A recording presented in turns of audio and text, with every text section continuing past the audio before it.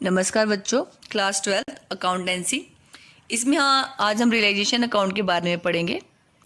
साझेदारी फर्म का समापन का मीनिंग एक बारी पढ़ लेते हैं। साझेदारी फर्म का समापन का क्या अर्थ है? Dissolution of partnership firm. यहाँ क्या कौन डिसॉल्व हो रही है? यहाँ फर्म डिसॉल्व हो रही है। तो फर्म के समापन का अर्थ है कि फर्म डिसॉल्व हो रही है, फर्म अपना बिजनेस क्या कर रही है? शट डाउन कर रही है, बंद कर रही है। फर्म की समाप्ति हो जाएगी और सब पार्टनर्स क्या हो जाएंगे?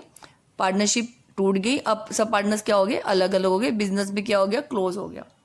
तो इस दशा में क्या करना पड़ेगा? फर्म की जितनी भी एसेट्स है उसको बेचा जाएगा, बेच के लायबिलिटीज का भुगतान किया जाएगा। उसमें सबसे पहले हम अनसिक्योर्ड लायबिलिटीज का भुगतान करते हैं क्योंकि वो सिक्योर नहीं है। उसके बाद सिक्योर्ड लायबिलिटीज का भुगतान किया जाता है। सिक्योर तो किसी ना किसी एसेट पे सिक्योर होती है, ठीक है। उसके बाद हम क्या करते हैं? पार्टनर की कैपिटल का अमाउंट पे करते हैं। तो क्या होता है इसमें? असेट को बेचकर जो भी अमाउंट मिलता है, राशि मिलती है, उसे लायबिलिटीज का भुगतान कर दिया जाता है। अगर राशि शेष बच जाती है तो साझेदारों का हिसाब चुकता कर दिया जाता है। तो ये क्या था? साझेदारी फर्म का समापन। अब एक बार देख लेते हैं साझेदारी फर्म के समापन के समय हम कौन कौन से अकाउंट बनाते हैं। फर्म के विघटन पर किए जाने वाले लेखे, accounting treatment on dissolution of firm. तो कौन कौन से अकाउंट बनाए जाते हैं? Realisation account, partners loan account और पार्टनर कैपिटल अकाउंट, और लास्ट में कैश और बैंक अकाउंट। बैलेंस शीट नहीं बनाई जाती। बैलेंस शीट से आपने क्या करना है? रियलाइजेशन अकाउंट, साझेदारों के ऋण खाते और साझेदारों के पूंजी का खाते बनाने हैं। इसमें जो कुछ भी कैश की पेमेंट हुई है या जितना भी कैश रिसीव्ड हुआ है उससे हम क्या करेंगे? कैश और बैंक अकाउंट बनाएंगे। इस तरह से बैलेंस शीट में लायबिलिटीज और एसेट का बैलेंस इक्वल होता है। इसी तरह से कैश अकाउंट में हम क्या करेंगे? देखेंगे कि असेट और रिसीव्ड और पेमेंट का अमाउंट क्या होना चाहिए? इक्वल होना चाहिए। अब एक बारी फॉर्मेट देख लेते हैं रियलाइजेशन अकाउंट का। रियलाइजेशन अकाउंट में सबसे पहले हम क्या करेंगे? बैलेंस शीट देखेंगे। बैलेंस शीट में हमें यहाँ क्या दे रखा है? लायबिलिटीज में क्रेडिटर्स, बिल्स पेबल, लोन दे रखा है ए से, लोन फ्रॉम बी दे रखा है। अब यहाँ पे एक चीज देखिए, loan from A and B दे रखा है। तो अब यहाँ हम कैपिटल अकाउंट में देखते हैं ए और बी पार्टनर तो नहीं है? यस, पार्टनर है। यहाँ पर ए और बी क्या है? पार्टनर है। सपोज कीजिए यहाँ पे लोन फ्रॉम ए होता लेकिन लोन फ्रॉम मिसिस बी होता। क्या होता है यहाँ पे? मिसिस बी होता। मिसिस बी तो पार्टनर नहीं है, तो यहाँ पे पार्टनर कौन है? यहाँ पे बी है। तो ये मिसिस बी से लोन लिया हुआ है, तब इस केस में ये दोनों अलग है। थर्ड पार्टी कहलाई जाएगी कौन? मिसिस बी कहलाई जाएगी, ठीक है। तो अभी यहाँ पे लोन फ्रॉम ए और लोन फ्रॉम बी लिखा हुआ है, तो loan from A and B कौन है? थर्ड पार्टी नहीं है, ये कौन है? पार्टनर्स ही हैं। कैसे पता चला? कैपिटल अकाउंट से देख के कि यहाँ पे मिसिस ए और बी दे रखा है, ठीक है। तो लायबिलिटी साइड में हमें क्रेडिटर गिवन है, बिल्स पेबल गिवन है, लोन दिया हुआ है, जनरल रिजर्व गिवन है, प्रॉफिट एंड लॉस अकाउंट और कैपिटल अकाउंट गिवन है। असेट साइड में चलिए बच्चों, यहाँ पे एक मैंने बैलेंस शीट ली है। बैलेंस शीट में लायबिलिटीज गिवन है और असेट गिवन है। लायबिलिटी साइड में आपको क्या गिवन है? Creditors, bills payable, loan from A and loan from B. General reserve, profit and loss account, capital account में ए और बी पार्टनर है। बैंक अकाउंट गिवन है, कैश अकाउंट गिवन है, debtors, provision minus investment account, plant account, goodwill, profit and loss account, advertisement and suspense account. तो ये liability side के items है और ये असेट साइड के आइटम है। बच्चों यहाँ हम एक चीज गौर करेंगे, यहाँ पे मैंने लोन दिखाया है ए और बी का। अब यहाँ पे चेक कीजिए कैपिटल अकाउंट में किसका नाम गिवन है? ए और बी गिवन है। इसका मतलब ए एंड बी कौन है? पार्टनर है। ए एंड बी पार्टनर है, तो जो ये लोन गिवन है ये थर्ड पार्टी का लोन नहीं है, ठीक है। उसके बाद यहाँ पे क्या गिवन है? जनरल रिजर्व गिवन है और profit and loss account given है लायबिलिटी साइड में। जनरल रिजर्व भी लायबिलिटीज में गिवन है, होता है, और प्रॉफिट एंड लॉस अकाउंट भी कहाँ गिवन है? लायबिलिटीज में। तो ये हमारा क्या है? प्रॉफिट है। तो general reserve, profit and loss account को हम पार्टनर कैपिटल अकाउंट में डिस्ट्रीब्यूट करेंगे, ठीक है। पार्टनर्स में ओल्ड रेशियो में डिस्ट्रीब्यूट हो जाएगा कैपिटल अकाउंट में। कैपिटल अकाउंट में जाती है, बैलेंस बीडी। एसेट साइड में आपको क्या गिवन है? एसेट साइड में आपको गिवन है bank account, cash account.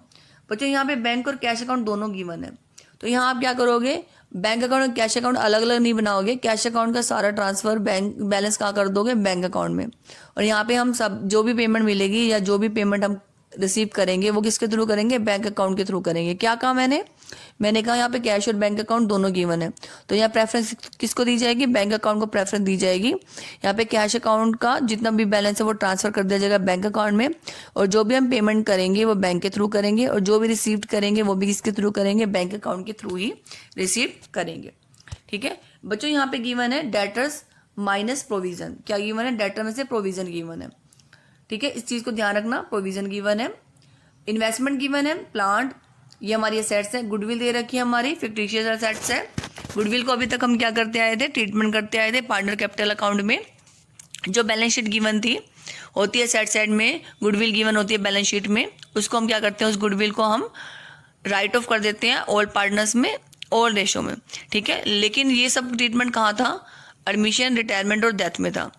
Dissolution के समय हम गुडविल अकाउंट को एज एन एसेट मानेंगे। क्या मानेंगे, गुडविल को एसेट मानेंगे। ठीक है, इसीलिए हम इसका ट्रीटमेंट कैसे करेंगे, रियलाइजेशन अकाउंट में ही करेंगे। जैसे हम असेट्स को बेचते हैं उसी तरह से हमने क्या करना है, गुडविल को बेचना है। ठीक है, बिक जाती है तो अमाउंट रिसीव्ड हो जाएगा, अगर नहीं बिकती तो इसको शो नहीं करेंगे। ट्रांसफर का करेंगे रियलाइजेशन अकाउंट में। अभी हम करते हैं रियलाइजेशन अकाउंट क्या होता है। बस ये याद रखना कि गुडविल को राइट ऑफ नहीं करेंगे। डिसोल्यूशन के केस में हम कैपिटल अकाउंट में गुडविल को ट्रांसफर नहीं करेंगे, राइट ऑफ नहीं करेंगे। यहाँ पे profit and loss account given है बच्चों। यहाँ पे मैंने दोनों जगह प्रॉफिट एंड लॉस अकाउंट दिखाए हैं, लायबिलिटी साइड में भी और असेट साइड में। लायबिलिटी साइड में जो गिवन है वो हमारा प्रॉफिट है, और जो असेट साइड में गिवन है वो हमारा क्या है, लॉस है। तो ये दोनों प्रॉफिट एंड लॉस अकाउंट कहाँ जाएंगे, कैपिटल अकाउंट में डिस्ट्रीब्यूट हो जाएंगे ऑल पार्टनर्स में, ऑल रेशो में। नेक्स्ट बच्चों आपको गिवन है एडवर्टीजमेंट सस्पेंस अकाउंट। ये डेफर्ड रेवेन्यू एक्सपेंडिचर है, ये भी कहाँ जाएगा, कैपिटल अकाउंट में, ऑल पार्टनर्स में, ऑल रेशो में क्या होगा, राइट ऑफ होगा। ठीक है, तो यहाँ पे हमारी लायबिलिटीज और एसेट आपको क्लियर होगी। चलिए ऐसे और रियलाइजेशन अकाउंट का एक बारी फॉर्मेट देख लेते हैं। ये है हमारा रियलाइजेशन अकाउंट का फॉर्मेट। इसे मैंने क्या दिखाया है, सारी जितनी भी असेट्स थी, असेट्स कहाँ दी होती है, बैलेंस शीट में डेबिट साइड में, पीछे की साइड दी होती है। बैलेंस शीट में हम क्या कहते हैं, आगे की साइड को क्रेडिट और पीछे की साइड को क्या कहते हैं, डेबिट साइड। इसको हम लिखते नहीं है लेकिन हमें पता होता है। ठीक है, तो जितनी भी हमारी सेट दे रखी थी उसको हमने क्या करना है, रियलाइजेशन अकाउंट में। क्या चीज़ है ये, हमारी रियलाइजेशन अकाउंट है। रियलाइजेशन अकाउंट में हमने क्या करना है, बैलेंस सारी जितनी भी सेट्स है उसको टू साइड में ट्रांसफर कर देना है। ठीक है, इसमें हमने किसको छोड़ देना है, इसमें हमने छोड़ देना है कैश और बैंक बैलेंस को, क्योंकि वो कहाँ जाएगा, कैश और बैंक अकाउंट में जाए। फिक्टिशियस सेट मतलब हमारे जैसे डेफर्ड रेवेन्यू एक्सपेंडिचर थे उसको हमने छोड़ देना है। ठीक है, जैसे हमारा एडवर्टीजमेंट सस्पेंस अकाउंट दे रखा था। डेबिट बैलेंस और प्रॉफिट एंड लॉस अकाउंट भी हमने नहीं लेना। अगर पार्टनर का कैपिटल अकाउंट का बैलेंस कई बार क्या होता है, सेट में दिया होता है, डेबिट का बैलेंस होता है, तो उसको हमने क्या ट्रांसफर करना है, कैपिटल अकाउंट में ट्रांसफर करना है। रियलाइजेशन अकाउंट में से हम ट्रांसफर नहीं करेंगे। ठीक है, और अगर कोई लोन टू पार्टनर्स है तो वो भी हम ट्रांसफर नहीं करेंगे। तो हमने सिर्फ जितनी एसेट्स बचे हैं इनको छोड़कर, किसको, कैश और bank, fictitious asset, profit and loss account का डेबिट बैलेंस, कैपिटल अकाउंट का कोई डेबिट बैलेंस है या लोन टू पार्टनर्स है, इसको छोड़कर जितनी भी एसेट्स है उसको हमने रियलाइजेशन अकाउंट के टू में डाल देना है। बच्चों टू लिखना पड़ेगा, ये अकाउंट है तो इसमें हम क्या यूज़ करेंगे, टू एंड बाय यूज़ करेंगे। बैलेंस शीट में आपको टू और बाय गिवन नहीं होगा। ठीक है, उसके बाद हमने क्या करना है, लायबिलिटीज को कहाँ ट्रांसफर कर देना है, बाय साइड में। रियलाइजेशन की किस साइड में ट्रांसफर कर देना है, यहाँ बाय साइड में। जैसे हमारे क्रेडिटर्स होंगे, बेस पेबल होंगे, आउटस्टैंडिंग लायबिलिटीज होगी, तो उसको हमने कहाँ ट्रांसफर कर दिया, प्रोविडेंट फंड भी, वो भी लायबिलिटीज होती है। ठीक है, उसको हम कहाँ ट्रांसफर कर देंगे, रियलाइजेशन अकाउंट की बाय साइड में। इसमें हमने किसको छोड़ना है, वही जो मैंने अभी आपको डिस्कस किया था इससे पहले, बैलेंस शीट दिखा के, प्रॉफिट एंड लॉस अकाउंट, क्योंकि वो कैपिटल अकाउंट में होगा डिस्ट्रीब्यूट। रिजर्व जितने भी जनरल रिजर्व दे रखे हैं, पार्टनर कैपिटल अकाउंट में जाएगा, या पार्टनर करंट अकाउंट है तो करंट अकाउंट में जाएंगे उनका बैलेंस। लोन फ्रॉम पार्टनर और बैंक ओवरड्राफ्ट, बैंक ओवरड्राफ्ट कहाँ जाएगा, बैंक अकाउंट में जाएगा। ठीक है, लोन फॉर पार्टनर अकाउंट कहाँ जाएगा, लोन फॉर पार्टनर अकाउंट में जाएगा। इसीलिए इन चीज़ों को छोड़ दिया गया। किसको छोड़ दिया क्या हमने, प्रॉफिट एंड लॉस अकाउंट का credit balance, general reserve, partners capital account, current account, loan for partner और बैंक ओवरड्राफ्ट, इसको हमने छोड़ दिया। बाकी जितनी लायबिलिटीज बचेगी उसको हमने रियलाइजेशन अकाउंट के बाय साइड में ट्रांसफर कर देना है। By creditor, by provident fund, by outstanding liabilities, by bills payable. उसके बाद हमने अभी आप देखा था कि हम यहाँ पे हमें क्या गिवन था, डेटर्स गिवन थे। डेटर्स गिवन थे ना बच्चों, यहाँ देखो डेटर्स गिवन है। डेटर में से क्या है, प्रोविजन माइनस हुआ, या माइनस हुआ है ना। डेटर्स तो हमने क्या करे, बैलेंस शीट से उठाए, रियलाइजेशन अकाउंट के टू साइड में ट्रांसफर कर दिए। लेकिन जो प्रोविजन है वो पूरे के पूरे 15,000 ट्रांसफर करेंगे हम डेटर्स अकाउंट के। ठीक है, 14,000 होगा यहाँ पे, लेकिन उसका हमने ट्रीटमेंट नहीं करना। आपने याद रखना है, हमने पूरे के पूरे डेटर्स उठाने 15,000 के, उसे रियलाइजेशन अकाउंट के टू में ट्रांसफर कर देना है। उसके बाद जो 1,000 है प्रोविजन का, उसे हमने रियलाइजेशन अकाउंट के बाय साइड में लिखना है। ठीक है, 15 टू में हो गया, एक इधर हो गया बाय में, तो इसका मतलब 14 ही बच गया, 14,000 ही बच गया। ठीक है, तो इसी तरह से यहाँ पे हमने क्या लिखा हुआ है, by provision on any side. कोई भी प्रोविजन है डेप्रिसिएशन का या प्रोविजन फॉर डाउटफुल डेप्ट्स है, या ज्वाइंट लाइफ पॉलिसी अकाउंट है, रिजर्व है, ज्वाइंट लाइफ रिजर्व है, उसको हमने कहाँ ट्रांसफर कर देना, बाय साइड में ट्रांसफर कर देना। अभी तक तो हमने क्या किया, जितनी भी बैलेंस शीट में एसेट गिवन थी उसको हमने टू में डाल दिया और जितनी भी लायबिलिटीज गिवन थी उसको रियलाइजेशन अकाउंट के बाय में ट्रांसफर कर दिया। उसके बाद क्या होता है बच्चों, हमें एसेट को बेचना है। एसेट को बेच के क्या होगी, पेमेंट मिलेगी। ठीक है, सपोज करो इन्वेस्टमेंट बेची आपने या प्लांट बेचा, जिससे पेमेंट मिलेगी उसको हम क्या करेंगे, रियलाइजेशन अकाउंट की कहाँ लिखेंगे, बाय साइड में लिखेंगे। ठीक है, बाय साइड में लिखेंगे। बाय साइड में क्या आएगा आपका, कैश या बैंक अकाउंट आएगा। क्या आएगा, कैश और बैंक अकाउंट। वो मैंने आपको बता दिया था, अगर कैश और बैंक दोनों दे रखे हैं तो आप क्या करोगे, बैंक अकाउंट लिखोगे। ठीक है, कैश और बैंक अकाउंट गिवन है तो आपने क्या लिखना है, कैश और बैंक में से बैंक अकाउंट लिखना है। और अगर कैश अकाउंट ओनली गिवन है तो आप कैश अकाउंट ही लिखोगे। ठीक है, अगर खाली बैंक अकाउंट गिवन है तो आपने क्या लिखना है, बैंक। तो जितनी भी सेट्स बेचोगे, जितनी भी यहाँ सेट्स थी जो बिक जाती हैं, सिर्फ जिसके बारे में इन्फॉर्मेशन दी हुई होती है। कई बार किसी सेट के बारे में कोई इन्फॉर्मेशन नहीं दी, इसका मतलब वो बिकी नहीं, नहीं बिकी, नहीं इन्फॉर्मेशन है तो इसका मतलब आप बेचोगे नहीं, आप पैसा कहाँ से लाओगे, जिसको बेचा आपने वहीं से मिलेगा पैसा। ठीक है, अगर कोई ये सेट्स नहीं बिकती तो आप क्या करोगे, उसको नहीं लिखोगे। लेकिन जो सेट के बारे में इन्फॉर्मेशन दी होगी, जो सोल्ड आउट होगी, उससे जिसे पैसा मिला, जाहिर सी बात है जिसका पैसा मिला आपको लिखना ही लिखना है, तो वो कहाँ जाएगा, रियलाइजेशन अकाउंट के बाय साइड में जाएगा।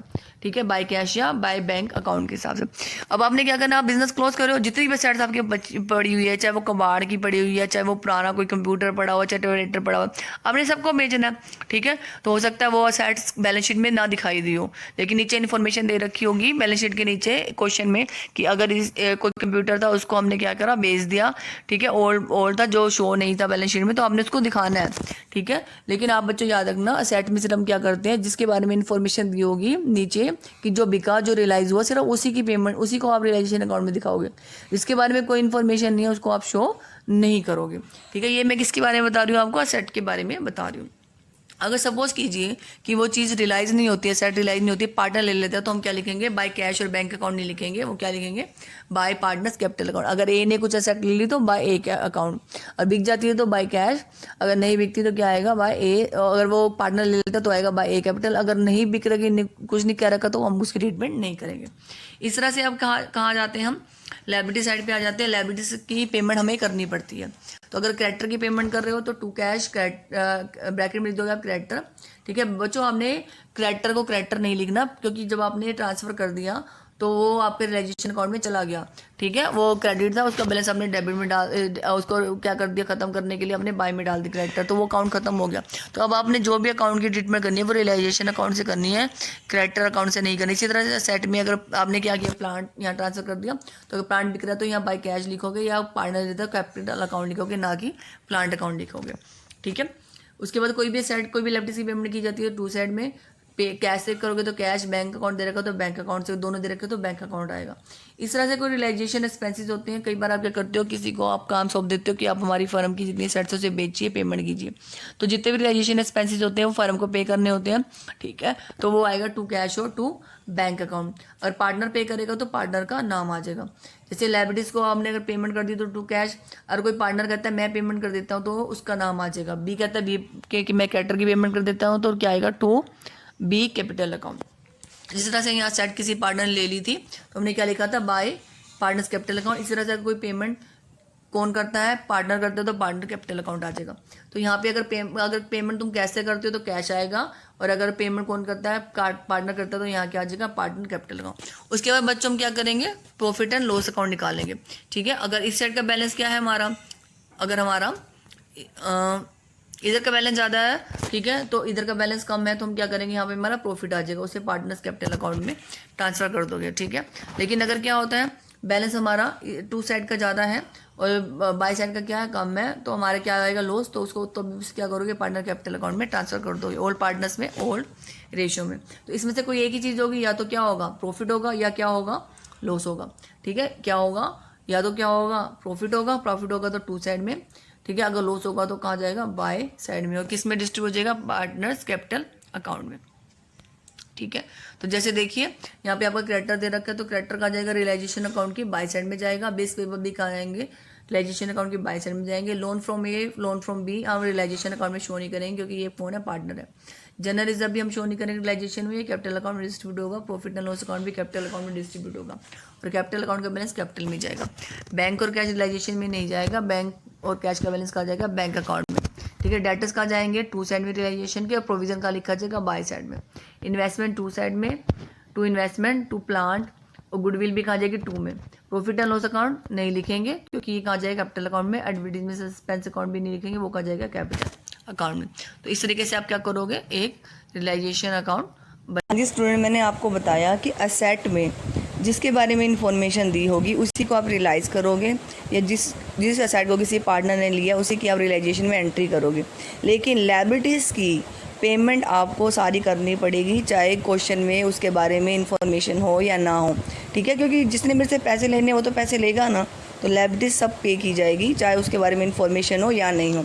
सपोज़ कीजिए बच्चों कि यहाँ पे कैरेक्टर के बारे में इंफॉर्मेशन है, कैरेक्टर को पेड कर दिया गया, बिस पेबल को पेड कर दिया गया, ठीक है। लेकिन ये नहीं कहा गया कि लोन फ्रॉम बी के बारे में कोई इन्फॉर्मेशन नहीं कि वो पे हुआ या नहीं हुआ, तो अभी भी आपको क्या करना पड़ेगा, रियलाइजेशन में इसकी पेमेंट करनी पड़ेगी टू बैंक लिख कर, ठीक है। मतलब लायबिलिटीज़ की पेमेंट हमें सब करनी है, चाहे इन्फॉर्मेशन दे रखी हो या नहीं दे रखी हो। लेकिन एसेट में क्या होता है, जिसके बारे में कह रखा हो वही बेचोगे आप। कई बार कुछ एसेट बिकते नहीं है ना, ठीक है, लेकिन लायबिलिटीज़ की सब पेमेंट करनी पड़ती है। Thank you very much.